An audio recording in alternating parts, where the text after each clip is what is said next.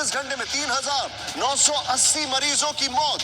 कल दुनिया में महामारी से जान गंवाने वाला हर चौथा इंसान भारतीय है। यह हैरान करने वाली खबर मैं एक बार फिर से बताना चाहूंगा। कल दुनिया में कोरोना महामारी से जो भी मृत्यु हुई है उसमें हर चौथा इंसान भारतीय है। यह हैरान करने वाली खबर मैं आपके सामने लेके आ रहा हूं।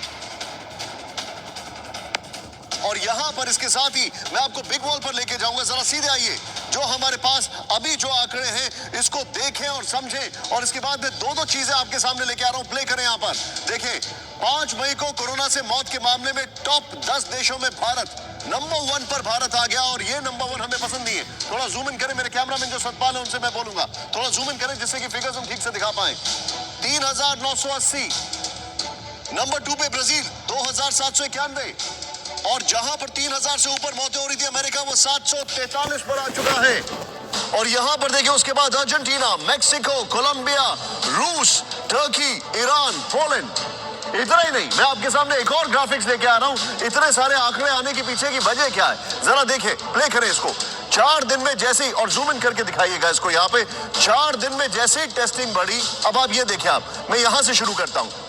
भारत में जब टेस्टिंग करीब 15 लाख के आसपास हो रही थी, तब हमारे सामने 3,70,000 केसेस आ रहे थे।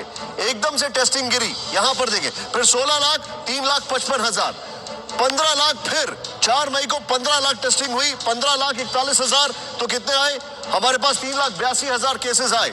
और यहां पर जैसे ही टेस्टिंग बढ़ी, 5 मई को 19 लाख के ऊपर टेस्टिंग गई है, करीब 19.25 लाख। तो हमारे पास 4,12,000 केसेस आए हैं, ये देखिए आप। और पॉजिटिविटी रेट, ये जो पीले में दिखाई दे रहा है, 29 अप्रैल से लेकर अभी तक पॉजिटिविटी रेट जो है वो 20-21, बीच में 24 आया था, एक बार बीच में 24 भी आया था, लेकिन 2 मई को, और अभी 21 के आसपास है। मैं चाहूंगा ये ग्राफिक्स राहुल 1 बाय 1 ये ग्राफिक्स हमारे साथ प्ले करें। मैं सीधे चलूंगा, डॉक्टर साहब मेरे साथ मौजूद है, लेकिन उससे पहले कुमार कुंदन, मौत के आंकड़े बढ़ रहे हैं, टेस्टिंग में आंकड़े बढ़ते जा रहे हैं। ये जो फिगर्स बढ़ रहे हैं ये कहां जाके रुकेंगे? क्या हेल्थ मिनिस्ट्री का असेसमेंट है? कब तक, कहां तक? क्योंकि अभी जब हम बात कर रहे हैं, एज वी स्पीक, देश के करीब 20 राज्य ऐसे हैं जहां पर लगभग लॉकडाउन या कोरोना कर्फ्यू चल रहा है। निश्चित रूप से देश के कई ऐसे राज्य हैं जहां पॉजिटिविटी रेट काफी ज्यादा है, और अधिकतर राज्यों में अब ये पॉजिटिविटी रेट 10 या 15% से ऊपर होता हुआ दिख रहा है। पहली बात। दूसरी बात, जहां तक आंकड़ों की बात करें निशान, तो आपने देखा होगा कि 2-3 दिन पहले आंकड़े कम हो रहे थे तो सब लोग खुश हो रहे थे, लेकिन उसके साथ ही मौत के आंकड़ों में कहीं कोई कमी नहीं देखने को मिल रही थी, वो लगातार बढ़ता ही जा रहा था।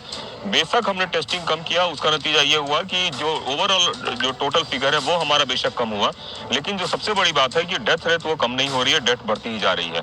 अब बड़ा सवाल उठता है कि ये कहाँ जाके रुकेगा। इस पर आधिकारिक रूप से कोई भी कुछ भी कहने को तैयार नहीं है।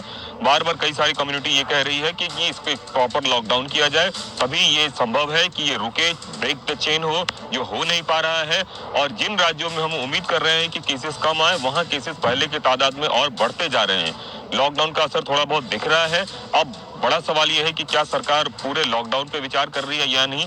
लेकिन इन सब के बीच जो सबसे बड़ा सवाल यही है, और जिसका जवाब किसी के पास नहीं है, कि ये